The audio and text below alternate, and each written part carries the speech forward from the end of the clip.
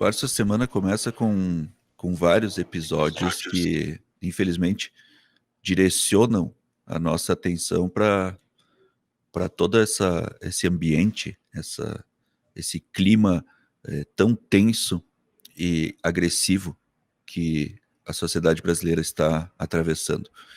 Alguns exemplos em todo o país. No Maranhão, um homem em surto andou por 2 quilômetros na cidade, sem as roupas, e no trajeto foi filmado por pessoas que ficaram ali sem saber o que se passava, e filmando, postando, comentando, e a polícia acompanhando, sem qualquer intervenção. E até que esse homem chegou numa ponte e acabou cometendo suicídio, sem qualquer auxílio ou intervenção, tanto das pessoas como da polícia.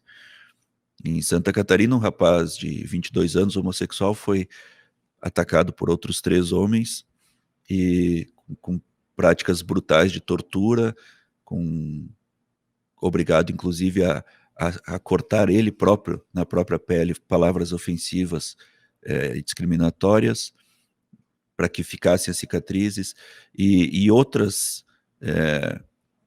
práticas brutais que foi submetido, que sequer vou descrever aqui.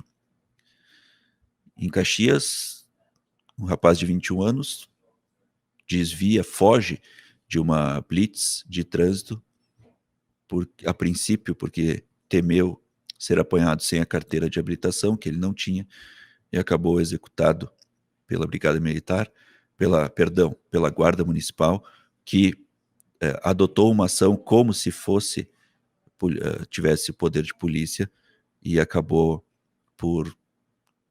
ao cabo de uma perseguição de carro, executando. E essa madrugada, essa notícia agora que impacta pela manhã, a invasão da UPA Zona Norte por membros de uma facção do tráfico de drogas para resgatar um dos elementos da facção, com o uso de extrema violência, ferindo pessoas que lá trabalham e causando a morte de um agente penitenciário.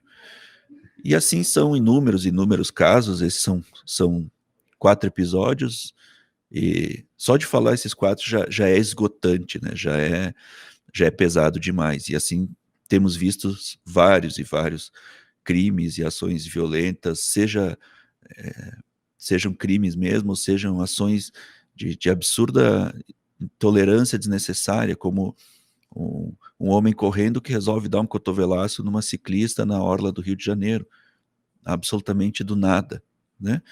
Coisas que não costumavam acontecer. A sociedade parece que tinha uma contenção ética maior, uma autorregulação maior.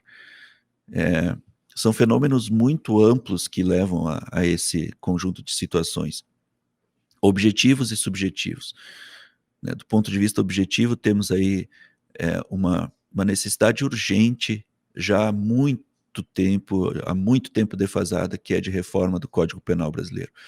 Código Penal, que é de 7 de dezembro de 1940, sofreu reformas ao longo das décadas. A última grande reforma foi em 1984, onde se instituiu uma preservação do indivíduo diante daquele momento de arbitrariedades jurídicas do Estado. Se a legislação sofreu uma guinada no sentido de preservação do indivíduo perante o Estado.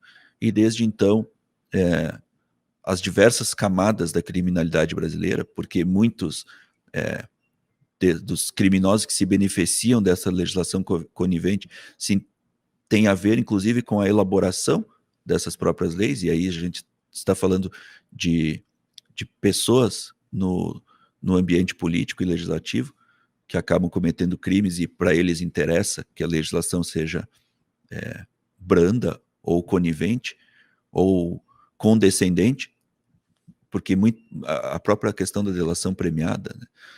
A delação premiada já reduziu em 90% casos de penas que foram sofridas por pessoas envolvidas em crimes do colarinho branco, e corrupção e prevaricação na administração pública. Peculato e outras práticas que estão aí sendo corroboradas, né? inclusive por parte da sociedade, achando que são crimes de menor monta, né?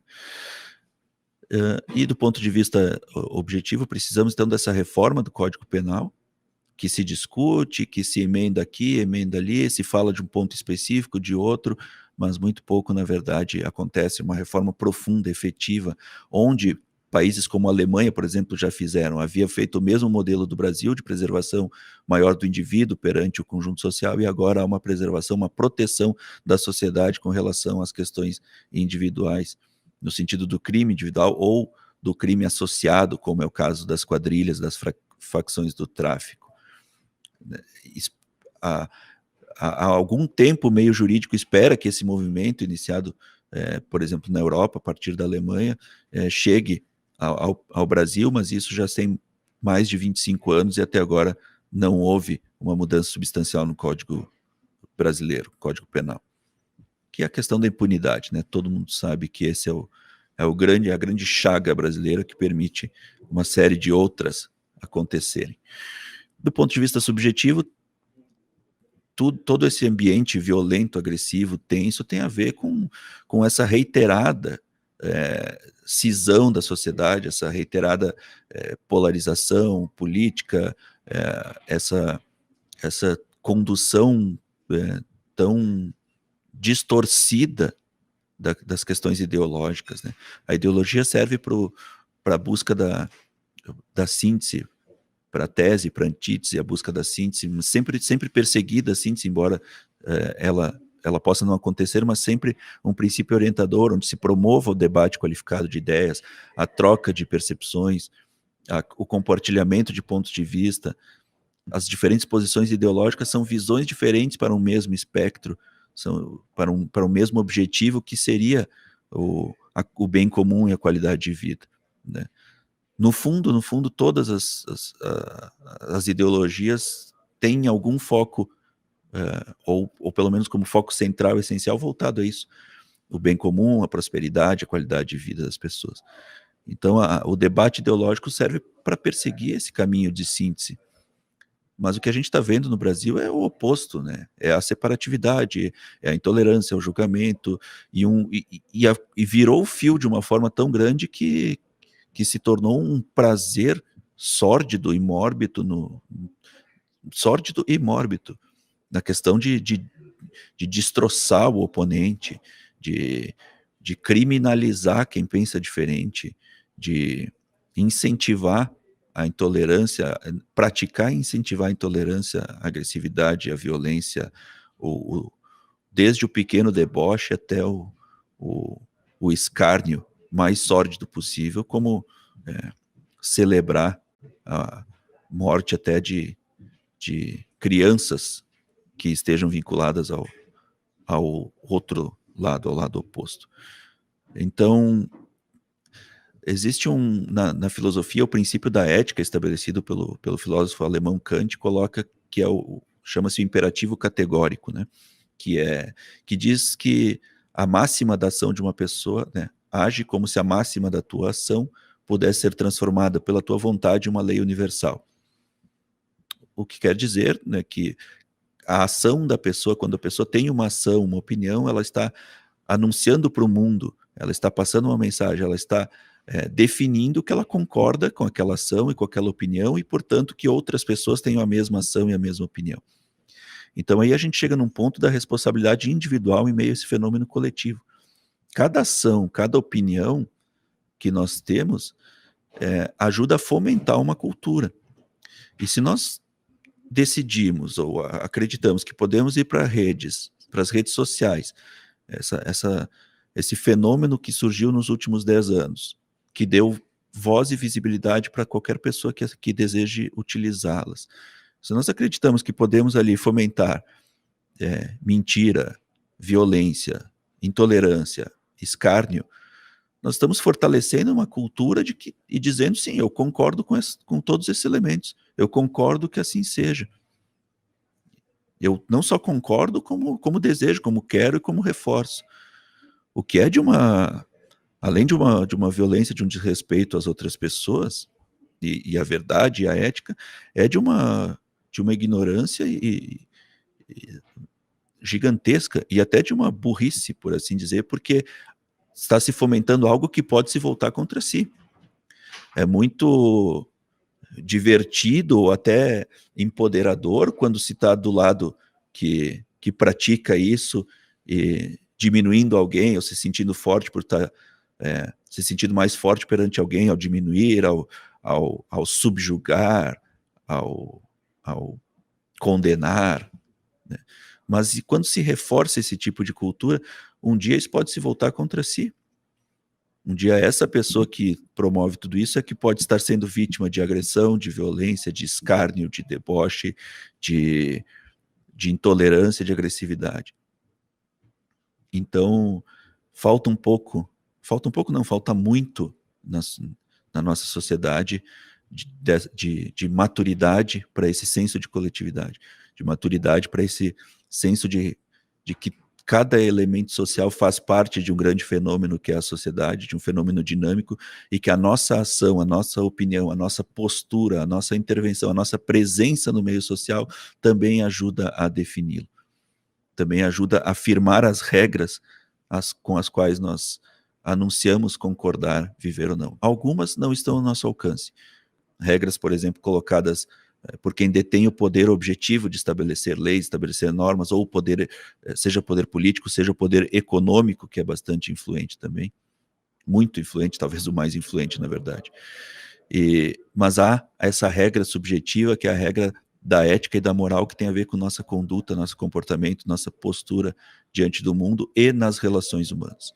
E nessa nós estamos falhando miseravelmente nos últimos tempos, com esse deleite, esse apreço, esse prazer sórdido pela agressividade, pela violência, pelo escárnio, pelo deboche, que ultrapassou o limite de simplesmente estar confrontando uma ideia, lutando pela justiça, pela verdade, buscando algo melhor, buscando o bem comum e qualidade de vida.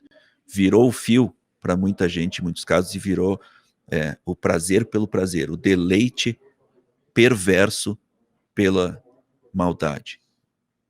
E isso tem reflexo nas situações de violência que temos visto com tanta frequência e intensidade no Brasil e que ainda chocam, para nossa sorte, talvez, a maior parte da sociedade, porque a maior parte ainda não teve essa virada de fio. Mas a gente precisa estar bem atento, porque esses movimentos são crescentes, esses movimentos de violência e brutalidade, sejam das facções criminosas, seja do Estado praticando, dos agentes de Estado praticando arbítrios, ou seja, da sociedade em geral se portando de modo intolerante e agressivo com os demais membros da sociedade, simplesmente muitas vezes porque pensa diferente ou é diferente. Por hoje é isso, então. Apesar desse ambiente, nos cabe olhar para isso justamente para ter uma análise crítica e poder adotar outra postura e chamar atenção para a necessidade de outra postura. Desejamos, então, uma excelente segunda-feira a todos, uma ótima semana. Voltamos amanhã, 7 horas da manhã, em mais uma edição do Bitcoin Bom Dia. Até lá.